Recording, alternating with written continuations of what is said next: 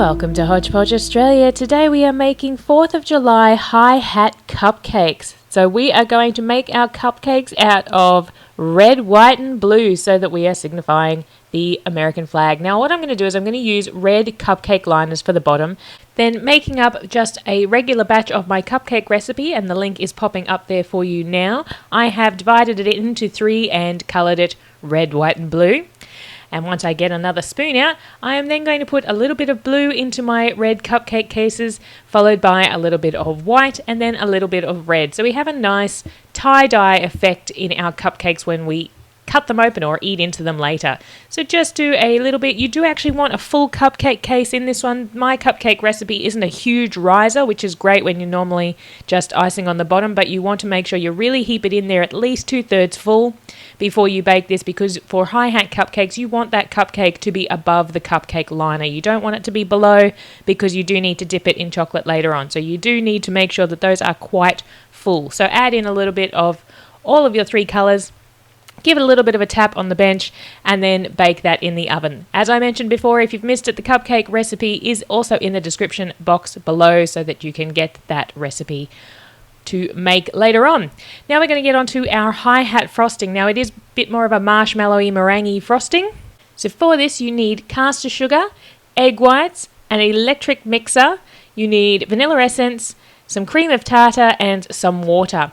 You're just going to combine all of those into the bowl. You can see I'm using my usual metal bowl on my electric mixer, and you will see why later, but you do need some handheld beaters as well. And if you don't have an electric, one of those automatic beaters is probably the right word for it, then just use your handheld all the time.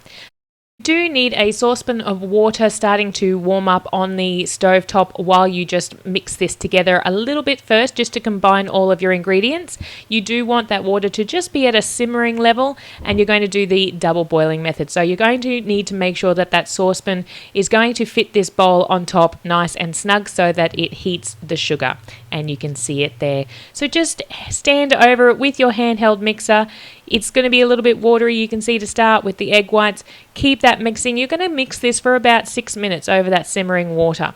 If you have a candy thermometer, you can use that, and you are going for 160 degrees on your candy thermometer. I do not have one, so I mixed mine for 6 minutes, and that was plenty. You will notice that it starts to get thicker, and you can also test that the sugar is dissolved simply by feeling it. Make sure you have clean hands, but just put your finger in there and rub it between 2 fingers, and if you feel any grains of sugar, then you need to keep going. If not, then you can take it off the double boiler and you will put it onto your automatic mixer, and you will whisk that away for quite some time. I would recommend at least 5 minutes on that mixer, because you want that to be really good and puffy and at a meringue consistency. So you can see there it is very thick frosting. It's actually really light, but you know what I mean by thick. It's not going to come out of that bowl. You can do the meringue test and then you know that it's done by tipping the bowl upside down. It's not coming out. That is the consistency that you are looking for on this frosting. So getting our cupcakes, which are nicely baked, pop some of that frosting with a nice big open tip in your piping bag, and we're simply going to do a large swirl. Now it's just your Mr. Whippy swirl, so around, so it looks like a soft serve cone that's come out, but you do want it to be quite high, because that's why they're called hat cupcakes. They come quite a ways up, and you want that nice formation. Once you have done that on all of your cupcakes, there you can see just how high you're going to get it, and don't worry, this recipe, which is in the description box below, makes lots and lots of frosting, so you will not run out. Get that all the way around the edge. You do want a nice flush edge, and build that right up. Once you have finished putting the frosting on your cupcakes, you want to put them in the freezer to set for at least 10 minutes. In that time, you can melt some white chocolate and add a little bit of oil to it. You want to let that cool down to room temperature. Then it is time to dip your cupcakes. Now, a little tip, don't go too far out in your frosting if you don't have a wide enough jar or a mug or a cup, because I did measure mine by the size of the cupcake, but then once I added the frosting on, a couple of them went a little bit wide out. So make sure you're using a nice wide-lipped container to dip in your chocolate. But you're just going to dip it into some white chocolate, then pop that back down on the plate and continue going. After that, put it back in the freezer for at least 10 minutes. I've now coloured the rest of my chocolate in blue, and I'm going to re-dip my cupcakes into the blue chocolate, just down about a third, so we have a nice red, white and blue trio of colours on our cupcakes.